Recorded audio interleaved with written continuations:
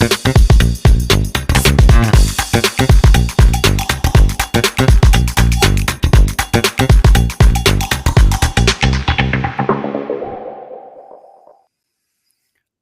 to the chalkboard, my fellow football nerds, for episode number 195 of Chalk Talk. I am your host, Shane Haff. You can follow me on Twitter at ShaneHaffNFL. I am joined today by the best co-host in the game. You've heard him on the Tough Cover radio show. It is Mark Henry Jr. Give him a follow on Twitter at Mark Henry Jr. Mark Henry Jr. NFL. Mark, how are you doing today? Got to get the NFL football guy first and foremost, even though I have a basketball jersey and a baseball hat on.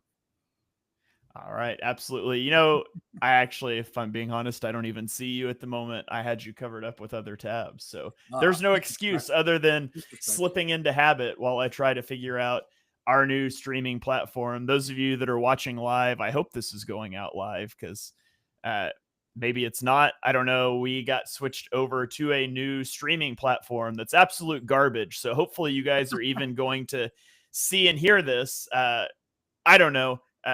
They told me it's better. It's not. It's terrible, but we're going to work with it and see what kind of a show we can come up with today. I do know that it is not currently live streaming to my Twitter like it's supposed to be. Hopefully it's going other places. So enough of that though, Mark. Tell the people what we're doing today. We're ranking head coaches. And when we rank quarterbacks, you can look at other quarterback rankings across different websites, and there's minor differences in certain guys who maybe Shane is a bit higher, maybe I'm a bit higher, maybe we're both a bit higher on. But with head coaches, it's all over the board. So any head coach list you look at is, I think, going to be completely different. And I know mine feels like it's going to be a lot different than most, even Shane's. I feel like me and Shane do a lot of lists and back and forth things. We usually have pretty similar lists. I bet we have a couple massive differences coming up. You know, so full disclosure here, I have seen Mark's list. He has not seen mine. And Mark, there was a few that surprised me on yours, and there was a couple of my rankings. There's one of my rankings in particular that I thought you were going to give me a lot of pushback on, and we ended up ranking that person at the exact same slot. So that's going to be interesting to talk about when we get there later. And there was a few others that kind of surprised me a bit, but like I said, Mark hasn't seen any of these. So we're going to dive in and just see where we're at. And I think we're going to go 1 to 27, and we'll just kind of talk about a guy together where we have him. So Mark, who is your number one head coach?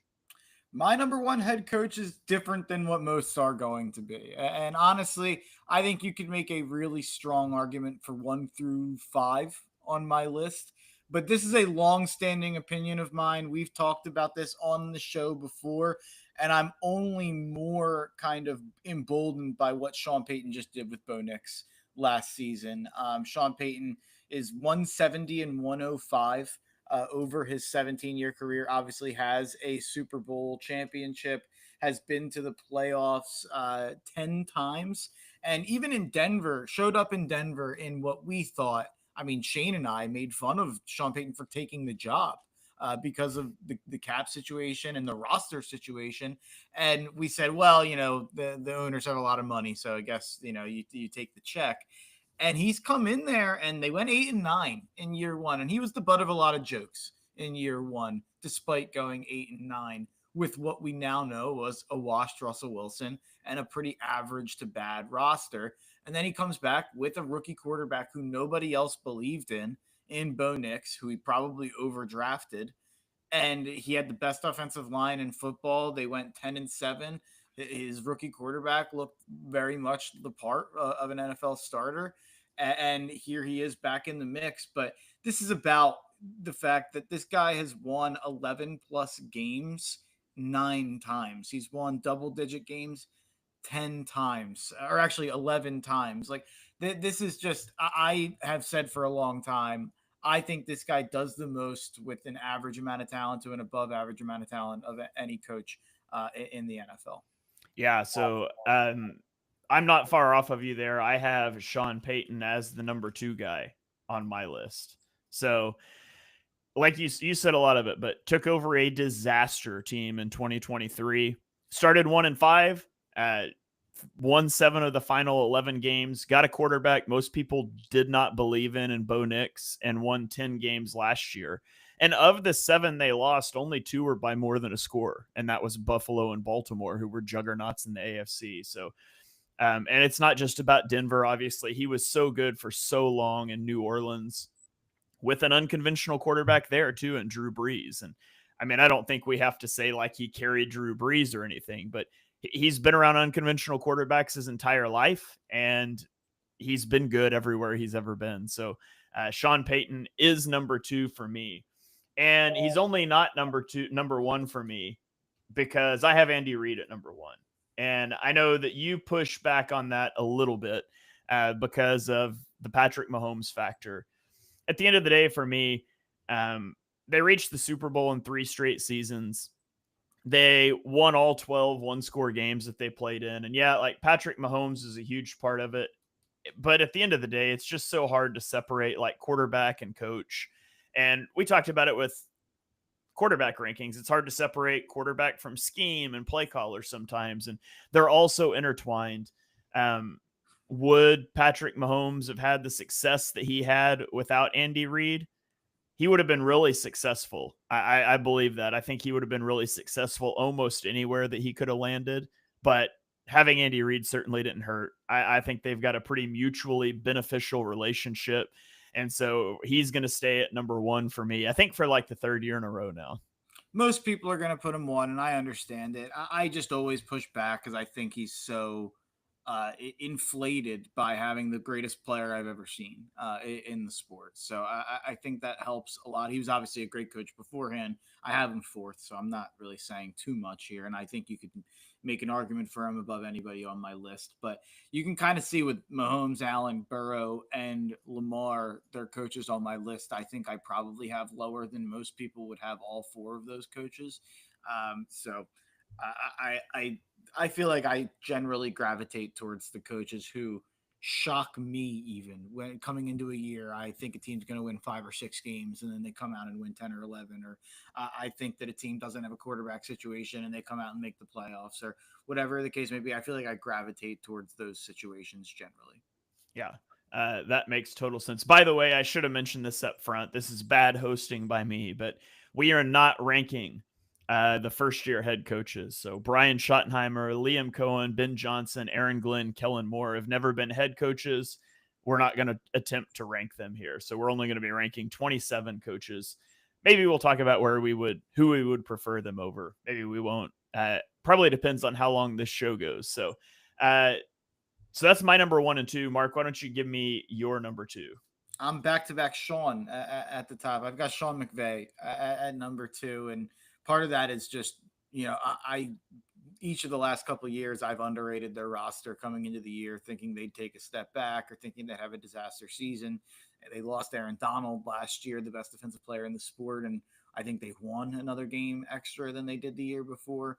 He's obviously won a Super Bowl. He's been to another Super Bowl, been to the playoffs plenty of times, 7 out of 8 winning seasons in his 8 years in the league, which is funny because I actually feel like he's been around longer than 8 years. But Sean McVay, I think, has an argument for 1 on this list. Yeah, I am more impressed. He's number 3 for me. I'm more impressed with what they've done in the last 2 seasons than I am with their Super Bowl win. Because which is strange, it's crazy, but like they majorly reset the roster after 2022, and they've won 10 games both season. And I went on Philly Sports Table podcast with Jeff Warren last week maybe, and he asked me about NFC contenders, and I said the NFC team I'm most afraid of this season is the Rams. And so to go from resetting the roster back-to-back 10-win seasons to who I would view as the number 2 team in the NFC going into this season. And it's not just that, he also did it while massively changing his approach from an outside zone heavy run game to a man heavy run game, gap scheme type stuff. And so for him to totally change his approach alongside of his roster turnover, that's really impressive to me. Sean McVay is incredible, very deserving of number 3 on the list. Number 2, you won't get an argument from me for having him that high either. I think he's fantastic. It's funny you said LA is the team that is our number one contender, because I think the top three teams, and I think we're probably both a little lower on Detroit coming into this year with the loss of the coordinators. The top three teams that come to my head are the three teams we beat in the playoffs. It's Green Bay, LA, and Washington that come to my head, which is pretty funny. Yeah. So that is my 1 through 3. Your number 3 is still hanging out here. So tell me who you've got at number 3. It took a lot in me to just not put him at 1, but obviously a rough year. Kyle Shanahan, who I've said for a long time, I think is the most genius play caller I've ever seen. And people love to like tweet out his record, because the first 2 years, I think he won either 9 or 10 games, and obviously lost a ton of games. He's 60-40 with 4 NFC title trips and 2 Super Bowl trips in the last 6 years. I know he doesn't have the ring, 2 Super Bowl trips, 4 NFC Championship appearances, obviously 2 bad years, but even that leading to 60-40 is a pretty darn good winning percentage when you consider that there's 2 bad years in there. So took Brock Purdy with the last pick of the draft, and he's now, one of the top 5, top 10 highest paid quarterbacks in the sport. We can talk about the impact of that at a later date, but I think Kyle Shanahan, he was like Philly Voice did a list with all their guys ranking, and I think it's like 5 or 6 people ranking it, and Shanahan was like 16th behind like Sean McDermott. It's like, what are we doing? Like, I get that he doesn't have a ring. Sean McDermott certainly doesn't have a ring, and has had less playoff success in more attempts, I think, than Kyle Shanahan. But Kyle Shanahan, there are warts to his coaching, I'd say, but I'd also say, he's done some incredible things over the last 6 years. Yeah, so I've got Shanahan down at number 6, and I think I agree with you. I think he's the best offensive mind in the NFL, but I continue to maintain that he isn't just neutral at the other aspects of the game that are important for a head coach, which player development / culture and game management, but that he is actively very bad at them. Mm-hmm. Over the last 3 seasons, the 49ers have the second lowest go rate in the NFL, which is basically 4th downs where you should go for it. They have gone for it on the second lowest percentage of those over the last 3 years, ahead of only the Patriots, who had old man Belichick, which it's understandable. The super old guy is set in his ways, and the more conservative approach, the defensive guy, and then a first-year coach who got fired in Gerard Mayo. So I think he continues to be very bad at 2 of the 3 elements of being a head coach, and maybe they're not as impactful as the one he's really good at. But I can't put him above some of the other guys on this list as long as some of those problems persist. So I've got him down at number 6. I knew you probably wouldn't like that one a ton, but that's not the one that I meant. I expected lower than 6. Yeah, that's not the one that I was mentioning that I thought you were going to give me a lot of pushback on. So we will continue to journey towards that one. So let's go on to my number 4. Looks like he comes in at number 8 on your list. It's John Harbaugh. Yeah. To me, the Ravens they are perpetual contenders, and they've just continued to fall short in the playoffs. Consistently emerging from a really tough division. They haven't lost a game by more than 1 score since the end of 2022 in a game their starters rested to begin with. So they're just a tremendously well-coached team. And, at some point, there's got to be a little bit of docking for John Harbaugh and for Lamar Jackson for not making those deep postseason runs and having that little bit of that we choke in the playoffs mantra. But I'm not all the way there yet. And, lest we forget, a year ago, I guess we say 2 years ago now, in 2023, they were in the AFC Championship game. And so I think that's a little overstated. I mean, sure, you'd like for them to get over the hump to a Super Bowl, but that's something the Bills haven't done yet either. So I've got Harbaugh at number 4. He's down at number 8 for you. What are your thoughts about me having him up at 4? It's certainly not crazy. I'd have to look at who my highest ranked guy is. I think there's one name that we'll get to that I think is deserves to be higher than Harbaugh at this point. But John Harbaugh is interesting. I do think he's another guy who's been carried a little bit by having an incredible quarterback. I'll give him a little bit more credit than that because obviously he had the era before that, won a Super Bowl with Joe Flacco. I'd say those teams were pretty elite earlier on when he first took over. That team was honestly elite and ready to go. And I will give him credit. He's gotten really aggressive over the last couple of years in terms of going for it on fourth, going for it on two, and it feels like it's bit him more than it's helped him, to be honest. Even though I think we've both most of the time like agreed with him doing what he's doing in those situations. But I just think that there's a couple guys on this list higher that I think John Harbaugh, I look at this is a cross sport comparison for people out there that Shane won't even know who I'm talking about here.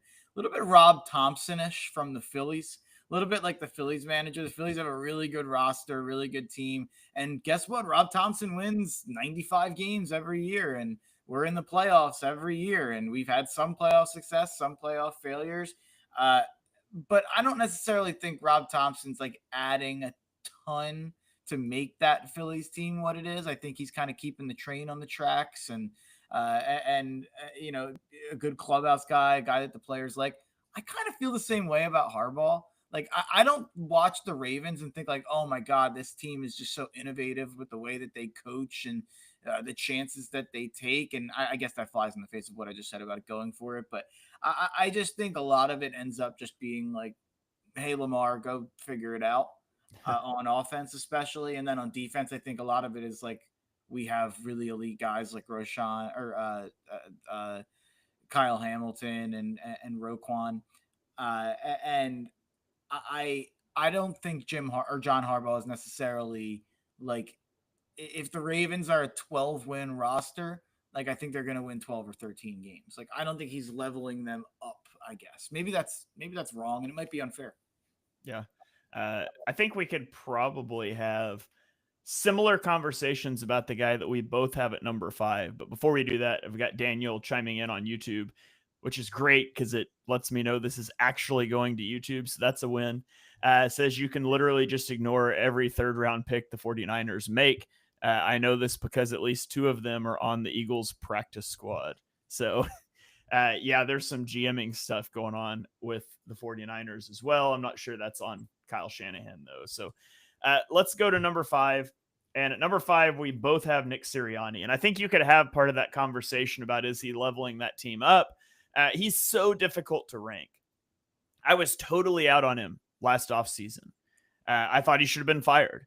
But what he did this season was unbelievable. And I would like to see him tighten up some game management a bit more for a non-play calling coach. Now, over the last 3 years, the Eagles are first in the league in that go rate I talked about with Kyle Shanahan, but there's still some inconsistencies in game management. And maybe I'm nitpicking because it's my team, but there's no doubt he's the right coach for Philadelphia in terms of culture management. And so often you see, especially with like receivers, good receivers, you can see, you know, issues, diva things going on. And you don't really get that out of AJ Brown. I mean, I know there's been some things media has blown up, but I think overall Sirianni does a really good job managing the different personalities in the locker room. And it's always a bit hard to peel back the layers of like, what is he doing behind the scenes and to quantify that in the way that we can game management and play calling. But there's no doubt the culture in Philadelphia is really good. And Nick Sirianni is at the heart of a lot of that.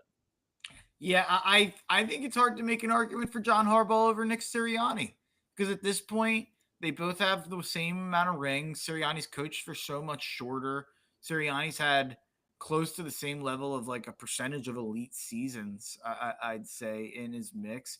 And for whatever I think about Jalen, he won. It's like what he's done with Jalen over the last X amount of years, I think is more impressive than whatever you could say Harbaugh's done with Lamar, who I think is a better quarterback. So I think I feel strongly about Nick over Harbaugh. Yeah. You know, that's fair. I guess I look at the sustained success of Harbaugh in that respect. And I'm not sure what his coordinator life has looked like. I know Nick's had to replace both of his coordinators every season out of the last 3 years. So Baltimore there's had Roman for that long stretch, and then it's been did he Monken go? for a Yeah, did he couple go years. straight from Roman to Munkin? Yeah, Yeah, it went so from he's had a Roman. nice run there at coordinator, but yeah, I think I think for me it's a little bit of the longevity of Harbaugh over Nick at this point, but they're pretty close, and they're both they're both game managers, not play callers, that sort of thing, and so there's definitely an argument to be made, and I could definitely flip the two next year if they both had similar seasons again to last year. Another guy I feel strongly about over John Harbaugh, his brother Jim. Give me Jim Harbaugh at 6. Jim Harbaugh is not a guy I'm a personal fan of. Michigan coach. I'm a Notre Dame fan, so I hate the guy. But in the NFL, he's 55, 25, and 1. He's had 4-11 win seasons out of the 5 times he's been a coach in the NFL. I think we forget how good he was in San Fran with Alex Smith, and then with Colin Kaepernick, and then now again, that team last year, the Chargers, gutted a lot of their roster, got rid of a ton of veterans to clear up their cap space, and I thought they were going to be a bad football team, and they would, retool and be back for this year. They go out and they win 11 games. I think Jim Harbaugh is incredible. I think what he did this year was amazing. One of the best coaching jobs we've seen in recent memory. And now I think this roster is fully ready to compete. And I think Jim Harbaugh could even vault up this list because I have them going to the Super Bowl. Yeah, I have Jim Harbaugh at number 9. He's been very good, right? All the accolades, nearly won a Super Bowl in 2012, won a national championship at Michigan. The Chargers surged to an 11-win team last year in his first season there. I will say there's just he was phenomenal in San Francisco, and then they still fired him. And then he went to Michigan and won a national championship. But by the way, they blatantly cheated all the way there. And then he came back to the NFL. And so it's is it going to last? Is he going to be able to stick in Los Angeles? Now, I will say, in hindsight, it probably swings in his favor a little bit that his issues in San Francisco were with a. Do you know who the GM in San Francisco? Trent He was Baalke. fighting. Yeah, he's fighting with Trent Baalke. And then they went and hired Chip Kelly, who they fired after a year, and then Jim Tomsula, who they fired after a year in the 2 years following that. Yeah, so in hindsight, if the cheating thing in Michigan isn't why he left, if the cheating thing at Michigan hadn't happened and he just came back to the NFL, I might have him up a little more. I do wonder how long he sticks here. And so that's my only concern with him. I think he's a phenomenal coach, though. Interesting comment from our guy, Joe Chick. And I'll just break the news. It's going to make a lot of people upset about Mike Tomlin not in the top 5. And I think he agrees that he shouldn't be. I'm not close to Mike Tomlin on my list, to be clear. Shall we just talk Mike Tomlin? Yeah, sure. It was brought up. So where do you have Mike Tomlin? Let me make sure I'm giving the right number here. I have him 15. I have Mike Tomlin at 15. If you were going to guess what position I have Mike Tomlin in, what would you guess? I think he was the guy that you were surprised I was as low on as you. 15? I have him at 14, and he's actually not the guy. He's actually not the guy. But yeah, let's have the Mike Tomlin conversation. So go ahead. You've got him down at 15. I've got him at 14. Why is that? It's hard to have without a couple. I think talking about a couple guys above him, and we'll get to those guys. But if the argument for him is just that he keeps the train on the tracks and they go, they make the playoffs every year and he wins 9 or 10 games, I think there's actually a surprising amount of people who are, if not there on that same plane of kind of always making the playoffs and always being competitive, really darn close with a little bit more kind of elite recent success than Tomlin. So Tomlin, there's no doubt about it. He's a worthy NFL head coach. We have him in the middle of the pack of the head coaches. I think that's where he is at this point. The coordinator hires have been incredibly soft, I'd say, over the last decade. They have not taken any real chances or swings on any innovative minds or any young. I saw an article about it, but they don't hire young like position coaches or coordinators. It's always like retreads and older guys and guys Tomlin's worked with before, instead of bringing in new ideas and new minds. And if you look at like the Mike Tomlin coaching tree, it doesn't exist. Like it's not a thing that exists. So uh, I think that's a big part of it. Yeah, there's something to be said for stability and the never had a losing season thing, but he also hasn't won a playoff game in 8 years, including 5 straight opening round losses. And that includes a 2017 season where they won 13 regular season games and a 2020 season where they won 12 regular season games. So it's not just that he's getting to the playoffs with a 9-win team and then losing like he should in wild card weekend. He had a 13 and a 12-win team in that stretch that also lost their first playoff game. And, at a certain point, I'm not here for mediocrity. And that's what the Steelers have been. And they were good when they had Ben Roethlisberger, and they have been blah since. And they took the swing in the first round on Kenny Pickett. They're taking the swing on Aaron Rodgers this year, but at the end of the day, he's done some great things. We've seen receivers totally go off the rails when they leave Pittsburgh. And so there's a lot you could say about him as a culture guy, but at the end of the day, he's had no postseason success basically in the last decade. And then for my number 7 guy, I think this is an interesting way to pinpoint this. I have him ranked 7th, but if I think if I was an NFL owner and I had, let's say, like in a Madden franchise, they throw all the guys back in the draft and you do a fantasy draft. Let's say after that or before, either after or before the draft, it doesn't matter. This is semantics. I'm talking to talk. But let's say that they also threw the head coaches in a pool and you got to draft the head coaches, and I got the first pick of like, who am I going to draft? And I'm thinking long-term and short-term, all of it. Kevin O'Connell's the pick, I think, because you go down the list, like Sean Payton's older and an a-hole. Sean McVey is probably going to, do TV in a couple of years. It seems like he teases at it constantly. Kyle Shanahan's he's prickly. I think he's like hard to deal with and probably has a big enough ego that he's not going to coalesce with any new GM. Like Andy Reid could retire any minute. Nick Sirianni, back to the same point as Sean Payton, might be a little bit of an A word. Jim Harbaugh, total weirdo. And then you get to Kevin O'Connell, who's 40 years old. And Kevin O'Connell, do you know what Kevin O'Connell's record is in 3 years, Shane? And it's really good. 34-17. And that's with the 7-10 season in there. Obviously 13-4 and 14-3. But Kevin O'Connell, 667 winning percentage in 3 years with Kirk Cousins in 2022, who I'd say was probably like, the 10th best quarterback, probably something around there. In 2023, goes 7-10. I actually think that was an impressive 7-10 because he had like 5 quarterbacks. He had Nick Mullins, he had Josh Dobbs, he had Kirk Cousins. He had a ton of guys. And then you have this year where he goes 14-3 with the ghost of Sam Darnold, who people had wrote off and, basically wrote the obituary on his career for. And now here he is with JJ McCarthy, and I'm done doubting him for fantasy purposes, not a fantasy show, but I'm buying stock in JJ McCarthy as a late round quarterback, because I think if you're a quarterback with any level of skill, Kevin O'Connell is going to get the best out of you. So Kevin O'Connell, what he's done early in his career is incredible. Yeah. The Vikings traded up to take a quarterback in the first round of the draft. And then he got injured and played 0 snaps, and they still won 14 games. And so moving through adversity in that way, I think he's an elite play caller on offense. I also think he brought in a top-notch defensive coordinator that will never be a head coach again. At some point, he's going to catch a break at quarterback, but he's pushing the buttons right.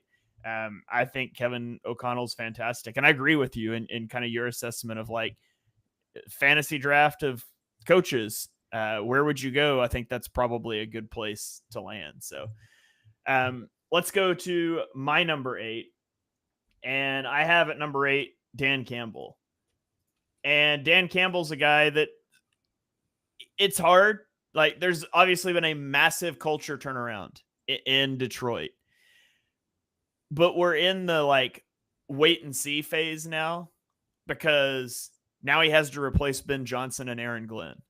And so he's been really successful. We're about to find out how much of it is related to him and his ability to hire and set a culture, and how much of it was related to having a really good OC and a really good DC. And so I just don't know the answer to that right now. And so I've got him at number 8.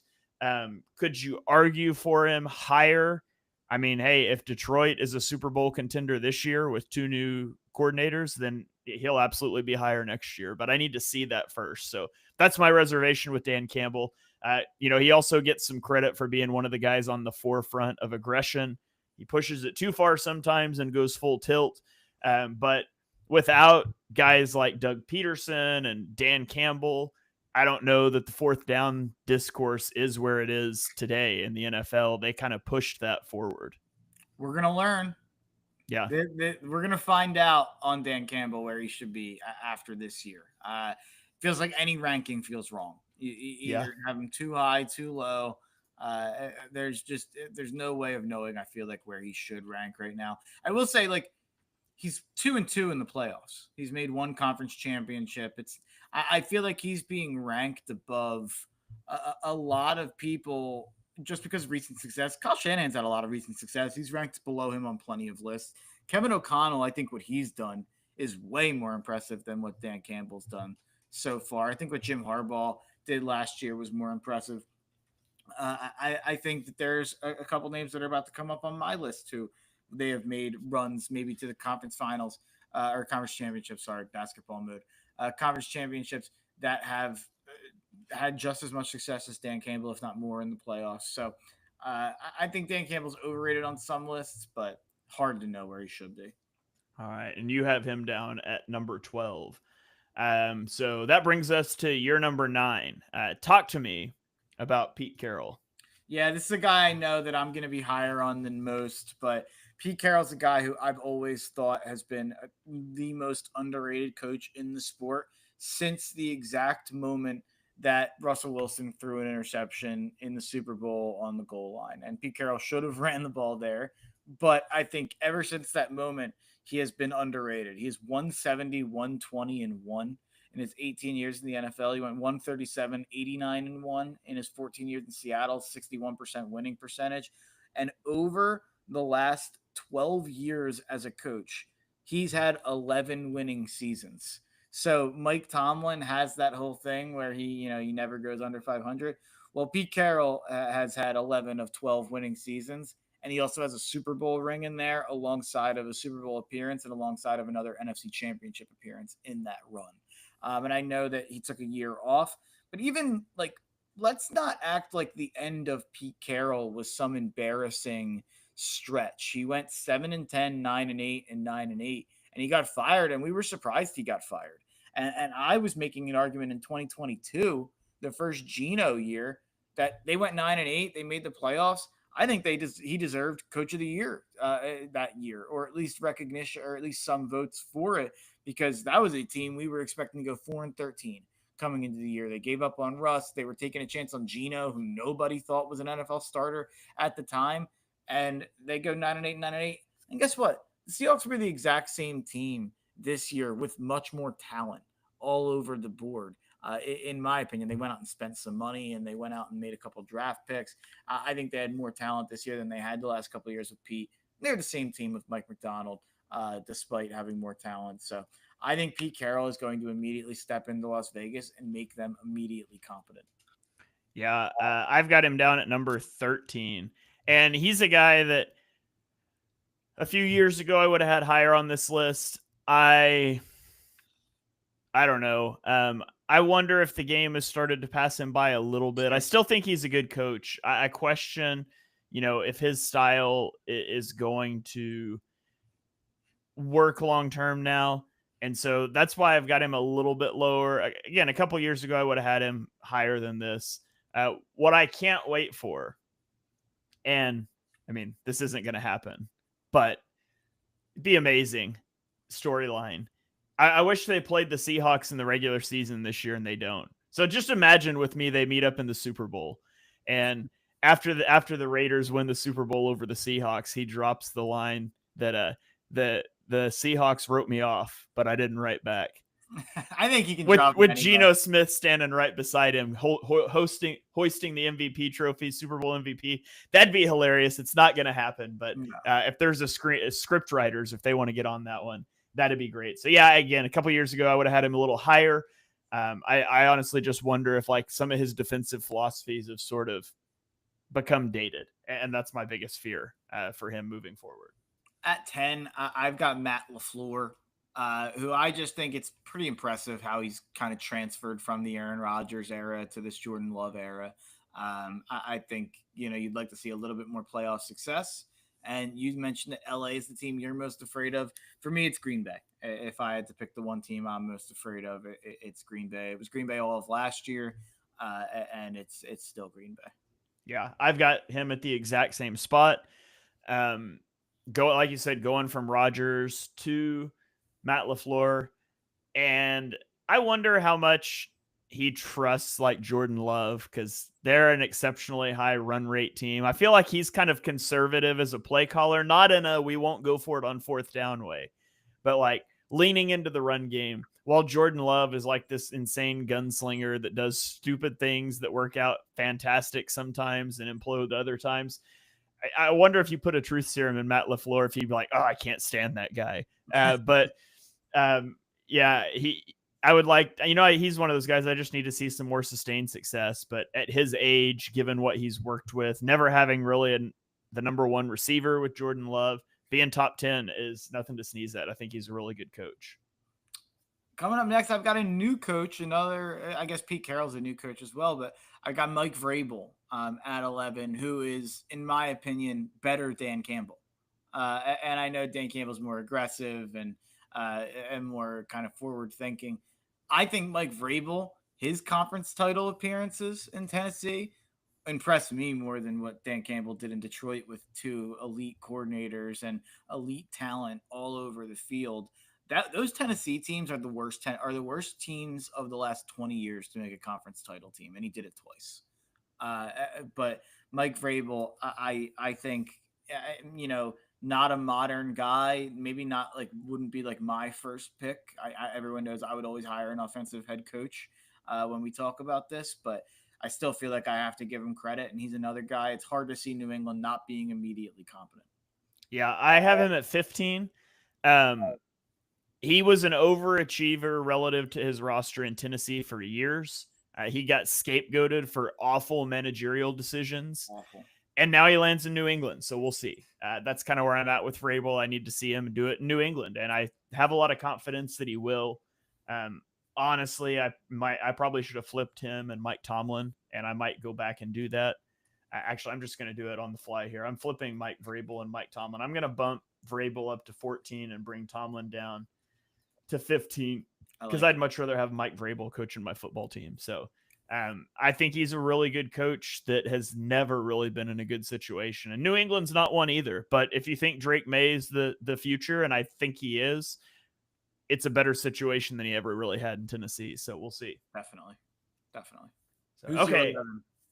Let's go to my number 11. I've got D'Amico Ryans. He checks in at number 16 for you. He's hard to judge. 2 years, like huge turnaround in year one, resets the culture. They take a big step back in year two. I think, there's the offensive line was horrific. Injuries were horrific. It's hard to tell. Like so many of these guys you're judging on longevity of a career, and D'Amico Ryans has 2 years. But what he did in year one, I still believe in. And, he's a big wait and see guy too. Let's see what they do this year as he's hiring some new coordinators and things. So I've got D'Amico at number 11. You got him at 16. I think I'm going to just go with my 13 to kind of have like a tandem conversation. And it kind of shows like my personal biases, I guess, and how weirdly I evaluate head coach, because Shane Stiken in the same division is a guy who's probably on the hot seat. I actually thought he might get fired last season, but he's went 17-17 through 2 years, while D'Amico Ryans has been 20-14 in the same stretch. But weirdly, I think the 17-17 with the quarterback play that they've had in Indy is even more impressive than what Houston's done. And I know that's a little bit cherry picking because that Houston team was not very good when D'Amico took over. I'm probably not giving D'Amico enough credit for getting that team to 10 wins. But now that they're at 10 wins, they kind of kept it there and didn't improve this season. I was a little let down by what happened in Houston this year. I thought that both sides of the ball would level up. And I feel like both sides of the ball leveled down, even though they won the same amount of games. I think a lot of that had to do with how easy the schedule was. With Shane Steichen, them almost, I mean, they were a non-dropped pass away from probably being in the playoffs in his first year as a head coach, where Gardner Minshew took 80% of the snaps at quarterback. And then last year, they went 8-9 with their quarterback asking out of games and giving them, when he was in, the worst quarterback play in the league, and then having a backup who was 80 years old coming in and trying to pick up pieces, who was doing a better job than the young guy was. And I just feel so bad for Steichen because I don't think he's ever going to get properly evaluated as a head coach, because now here he is again with Daniel Jones coming into the year. Even Anthony Richardson's hurt coming into the year. So he's going to get fired. I think that's pretty clear. They've now Jim Irsay died. They have the new ownership. His daughter's coming in. They're probably going to want to make their mark and make their hire. I feel like the Colts are the number one candidate in the NFL to clear house after this year in terms of head coach and GM, maybe. Well, if they do that, it's a net positive if they get Chris Ballard out of town. So yeah, if that's what it takes, if you got to lose Steichen to get rid of Ballard, so be it. I generally don't think teams should do this. I really do think they should fire Ballard and hold on to Steichen and get a GM to work with Steichen. In worst case, you just have that GM pick his guy in a year or two anyway. But I really do think when you watch the Colts, I think Steichen is like leveling them up from like a 5 or a 6 win team to be competitive as an 8 or a 9 win team. Yeah. Being 500 with the disaster he's had to manage at quarterback's impressive. And you mentioned the disaster remains as they're going to start Daniel Jones this year. And at some point, they have got to figure out quarterback, but that's Chris Ballard's job. And it's one he's failed for years. It's one we've been critical of him for years. And so, I have Steichen at 16. You have him at 13. I just don't think he's ever gotten a fair shake in Indianapolis. And to your point, I don't think he's going to, because I think he's going to get fired midseason this year. And it's funny with Chris Ballard. I was thinking about this because I feel like a lot of the time me and you do this whole thing where we kill Chris Ballard, but it's like, but he does a good job with the rest of the roster, and like he does a good job drafting, and he nails all this other stuff. But like at a certain point, it's a little bit like in fantasy football. If you don't draft, let's say you don't draft running backs, right? Like you're going the 0 RB strategy. I know you're not a fantasy guy, Shane, but that's a new thing these days. The kids these days like to do this 0 RB strategy where they get 4 receivers in the first 5 rounds, and you get a stud quarterback and a stud tight end, and you just think, oh, I'll figure it out at running back. And you look at the roster and you look, oh my God, I love my quarterback, and oh my God, I love my tight end. Oh, my receivers are the best in the league. But yeah, it's because you completely ignored maybe the most important position, or like the thing that you have to devote all these resources to. I think it's pretty easy to, when you have a million swings at the rest of your roster and your quarterback sucks and you're not doing anything to improve it. I think it's a little easier to kind of improve the rest of the roster when you're not paying $30 million for a quarterback ever, or very rarely investing a high pick. They did it once with Richardson, but I don't know if that made sense, but I feel like maybe we give him too much credit for the rest of the stuff. And even I don't know. That was a roundabout way to say Chris Ballard sucks. Yeah, you can only get so much credit when you routinely fail at literally the most important position in professional sports. So it doesn't matter how good the rest of the roster is if you can't land the quarterback. So, but not a GM ranking show, but it does impact, I think, Stiken, and it's going to impact his job. So he's going to get fired. He's going to get fired. Maybe he'll land back in Philly. Who knows? We'll see. So my number 12, I've got Todd Bowles. I think you've got him at number 18. What a weird career. He is the head coach for the only losing season of Tom Brady's career.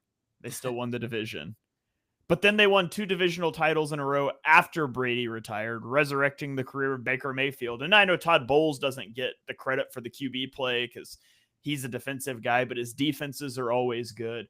I just think, I mean, he's in a bad division, but he's won it 3 years in a row, and their defense is always good, which is the biggest thing he's responsible for. And he's done well with OCs, and he's going to have to do it again this year, and we'll see how that plays out. But Todd Bowles, and maybe it's just that he's always had the Eagles number. Maybe that inflates him a little bit for me, but I like Todd Bowles. Who did they hire as their OC this year? I feel like I totally missed that. Whatever the cycle was. I've got Bowles at 18. I have a tier from about I'd say 15 through 19 that I think you could jumble it any way you want. Personally, like if you told me Todd Bowles is a better coach than Mike Tomlin, I have no problem with that. Same thing with Tomlin above or Todd Bowles above D'Amico Ryans. The one thing I'll say, it's funny. I think it just goes to show how bad the NFC South is. Todd Bowles is 27-24 as Tampa's head coach, and he's won the division 3 times. Like, yeah. It's pretty unbelievable. They've won at 8-9, 9-8, and 10-7. He goes up one every year, so they'll win 11 games this year. They hired Grant Udinsky, assistant quarterback coach for the Vikings, to be their OC. KOC guy. So outside the box hire. It wasn't even a QB coach. He was an assistant QB coach. They've nailed it. They've nailed the OC hires. Even Leftwich briefly. I guess that wasn't his hire. That was Arian's hire. Even Leftwich, he was the OC when they went to the Super Bowls or won the Super Bowl. So, yeah, they've nailed a lot of OC hires. Yeah. All right. Well, let's talk about Dan Quinn. You've got him at 17. I've got him at 18. He's weird, right? Like, I hated the hire. I didn't think he was a good head coach in Atlanta. I thought everything fell apart when Shanahan left. I thought he was a good DC in Dallas. And then he goes to Washington and seemingly nails the offensive coordinator hire. We'll see. I mean, well, the jury's out on that still. We'll see. No. He nailed it, but the defense wasn't good. That's like the weird part of it. It is, but the defense also just doesn't have a lot. No, the cupboard's pretty bare, and so I'm willing to give him a pass on that. Is just to come in, nail the OC hire. Seemingly, Cliff Kingsbury has a habit of fading, and we'll see. But I also think he threaded that needle of an OC that's probably not going to get poached based on his previous record. Although, if they go to a conference championship game again this year and Jaden Daniels looks like he did last year, I'm sure some team is going to come calling. But I hated the hire for them. It's worked out really well. And with another season like this season, and maybe one where the defense takes a step forward, like you mentioned, it's crazy, but he could get into 11, 12, 13 range for me potentially. So that really surprised me, especially where I was last year on him. Yeah, I think it's so hard to rank. He was a hire I hated. I hated his run in Atlanta. I thought he held back those teams despite making the Super Bowl. And then last year, it's like, yeah, he had that huge year, but the defense wasn't really the reason for it. But obviously, I think he's got an attitude and a personality that guys want to play for and that guys like. So definitely have to give him credit there. Yeah. All right. Well, my number 17 is Mike McDonald, and I think you've got him at 22. He's a tough one because is a first-year head coach last year, and honestly, like, again, the fact I wouldn't hire a defensive head coach aside, I liked him as a head coaching candidate. The team basically stayed the same in his first year as you transition from a guy that had been there forever in Pete Carroll. And so I just need to see more from him. So I just kind of left him middle of the pack. Yeah, I don't think he did anything. Like, I think he completely was milquetoast. There are like some things out there that he just like doesn't connect with players. There's like some weird disconnect with him and players out there. So I feel like that's stuck in my head a little bit, and I'm probably underrating him maybe. But I'm not a Mike McDonald guy. I don't expect. I think Seattle's gonna have a bad year this year. I'm out on this. Well, yeah, Sam Darnold's their quarterback. That's not gonna go well.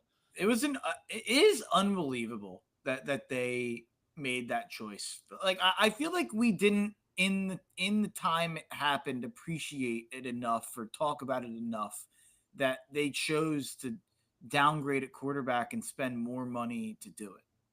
Yeah. By the way, can I just rant about QB rankings for a minute? Uh-oh.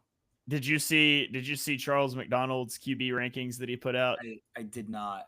Okay, so I used to enjoy his content. Like I used to think it was good, but he came out with his top 10 QBs and Geno Smith was number 8.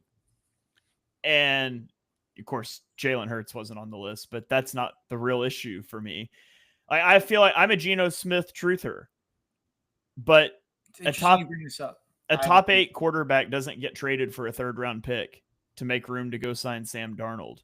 And it's not just that the Seahawks didn't think that he was a top 8 quarterback. The Raiders didn't either and neither does Geno because he signed a deal to make him the 17th highest paid quarterback in the NFL. So the league told you what you thought. The player and his agent told you what they think. And we've got clowns on Twitter putting out top 10 rankings that are like, oh, Geno Smith is the number 8 quarterback in the NFL. It's just absurd. So it's funny. I did the quarterback rankings on my radio show on Saturday. My co-host Sean Bernard, who I did not necessarily know or think was a Geno guy, put Geno 11. And I was expecting, I didn't look at his rankings before we did the show. And I was expecting like, oh, I've got Geno 15 or 16, whatever I have him.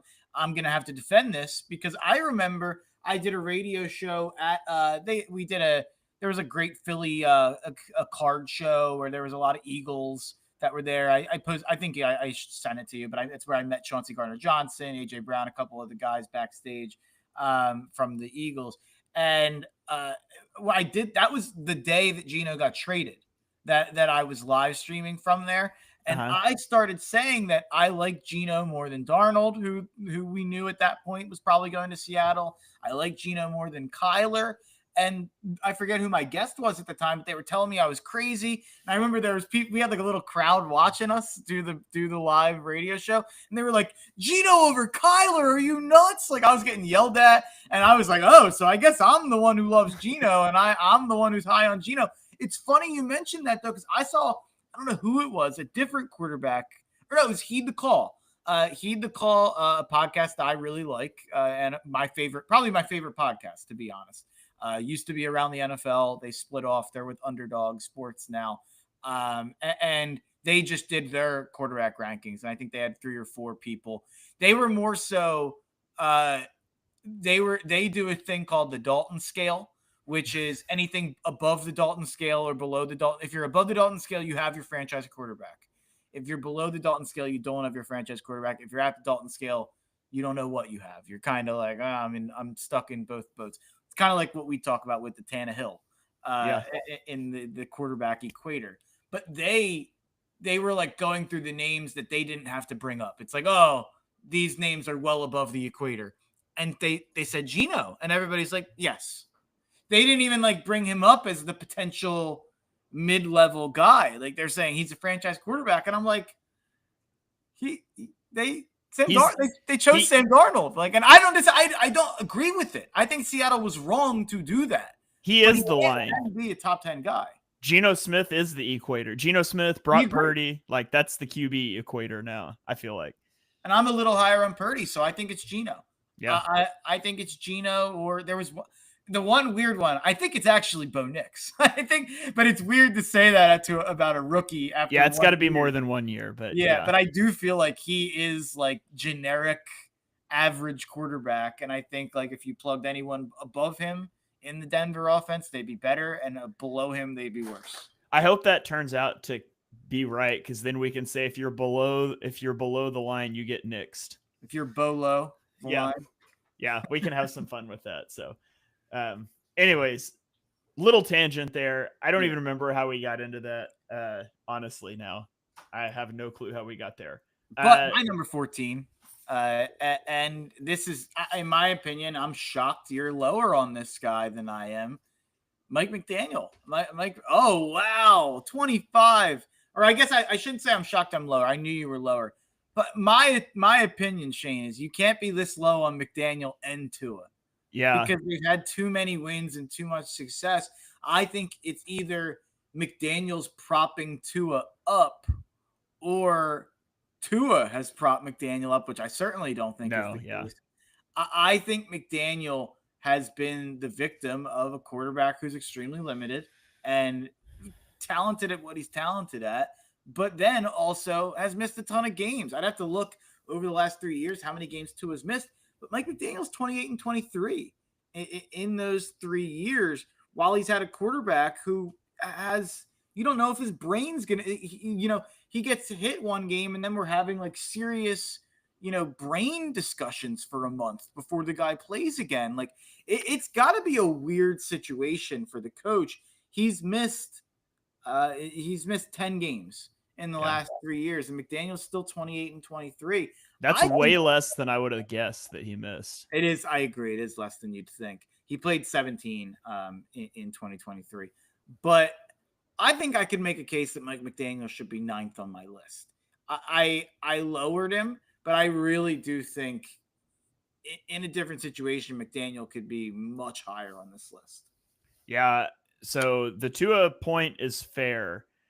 He just fell down my list because it seems like monthly we have things coming out about the cesspool that is the culture in Miami around the team. And as the head coach, that ultimately falls under you.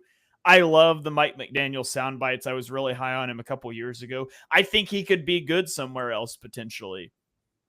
I feel like, it feels a little bit to me like when I was a first-year teacher and I was a good teacher who didn't know how to manage a classroom. And by the time I figured it out, it was out of control and really hard to rein back in. I almost feel like McDaniel might just need a break and to go somewhere else and start from scratch, because I'm not sure you can climb out of that. And I also, it's hard to separate out team building philosophy of the head coach and the GM, but if he is the one that's just pushed the speed, I feel like they've leaned too far that direction and they don't have the ability to be a hammer when they need to be. And that's a shortcoming of his if he's the one pushing that.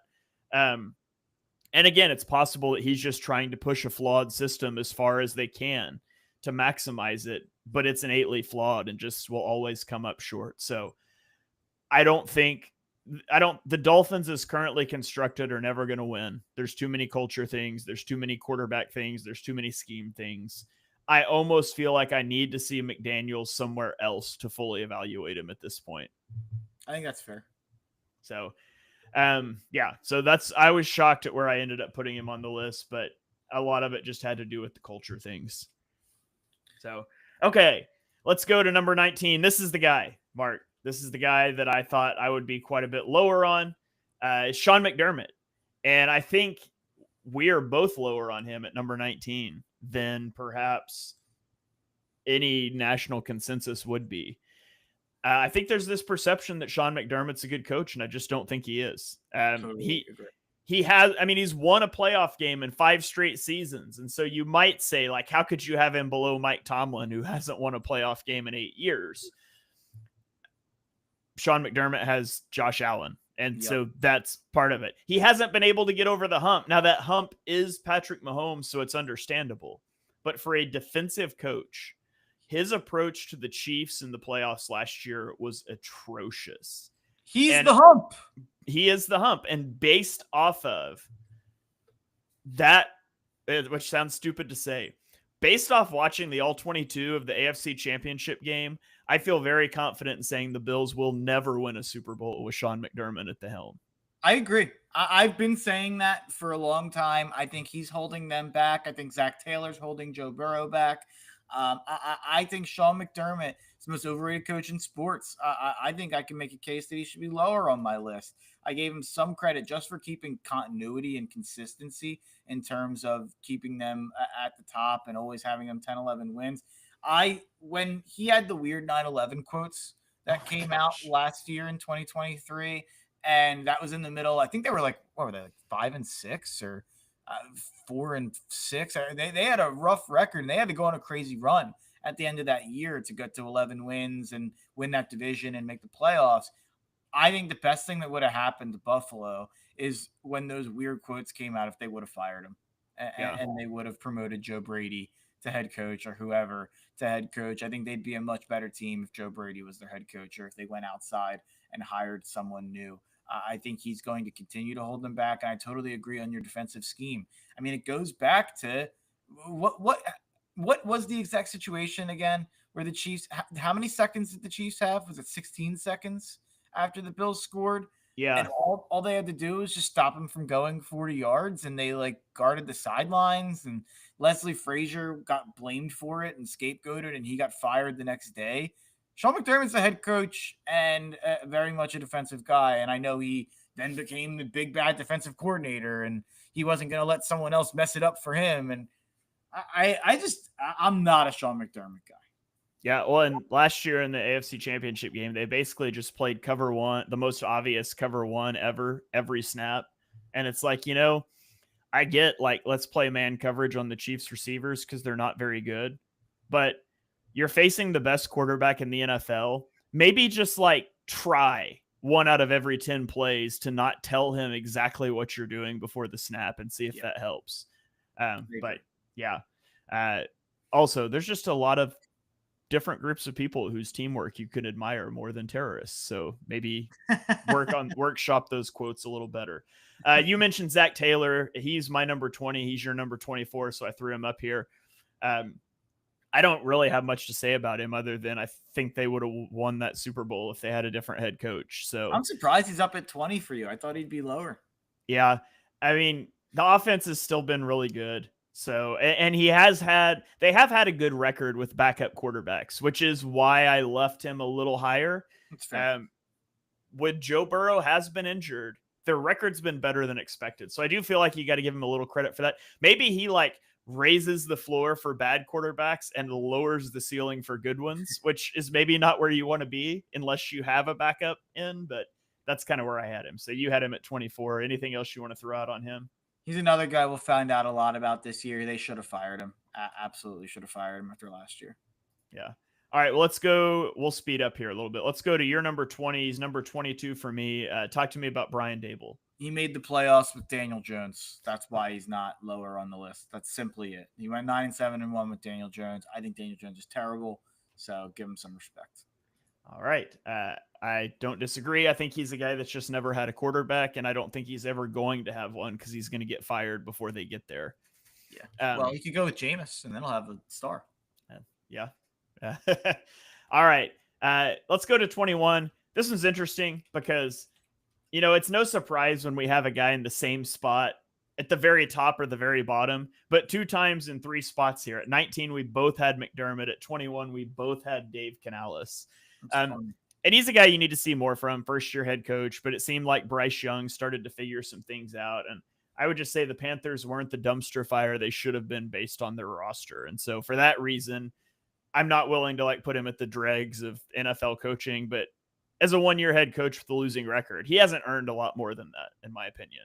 It's really dumb reasons, but I like him. Like the press conferences, the way he interacts with dudes on the sideline, and they were more competitive than they should have been in a lot of games, I felt like. And obviously Bryce Young's turnaround, which I've talked about last week, and I talked about again on my radio show this weekend.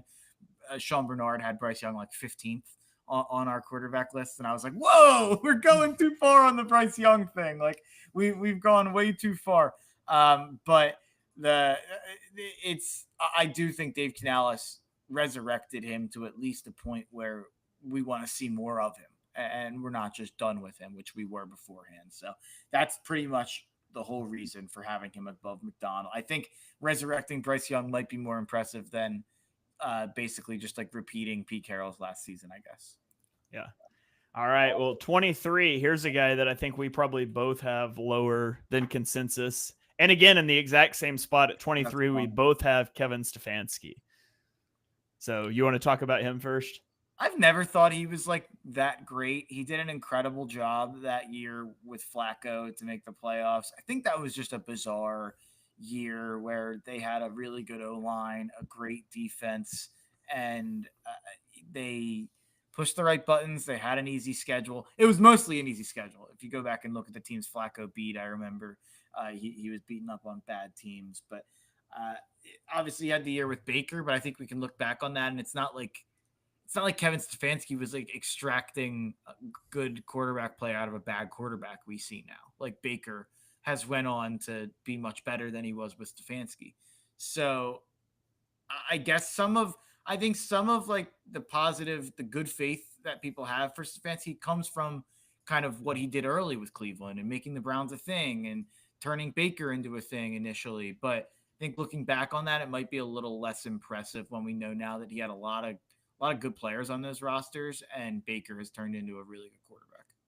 Yeah, he's had a really bad quarterback situation with the Since Deshaun Baker. Watson of it all, and he did break the playoff drought in 2020. It got them their first playoff win since 1999. But he did it with Baker, who he had a very publicly bad relationship with, who then went to Tampa and was in the top 10 of my QB ranking list. So although he's had a really bad quarterback situation, he is culpable in that quarterback situation. Like you look at Shane Steichen, who has had a terrible quarterback situation, but it wasn't his fault. Kevin Stefanski had a guy in the building that we both ranked top 10. I think we both ranked him top 10. And ran him off. We did, yeah. And so, though he may not have been saying bring Deshaun Watson in, though that may have been a really bad ownership decision he was left out of, he still created the environment for that and ran out a quarterback. So I don't think he gets a pass for the bad quarterback situation. So I just got him down near the bottom. I don't think he's a good coach. Bill Barnwell, by the way, suggested Baker for the Dalton scale. I think that's crazy after what we just saw from Baker last year. He was a top 5 quarterback last year, let alone like where we had him. I think we both had him 9th, but prior to last year, I think that would make sense. Yeah, absolutely. But I think it's like ignoring what happened last season. And it was Dan Hansis on the show who had to be like, I think Baker had like 5,000 yards last year and like 40 touchdowns, like, or whatever his stats were. But it was, yeah, I think what Stefanski did early on in his Browns tenure is less impressive, colored by what we now know about Baker. Yeah.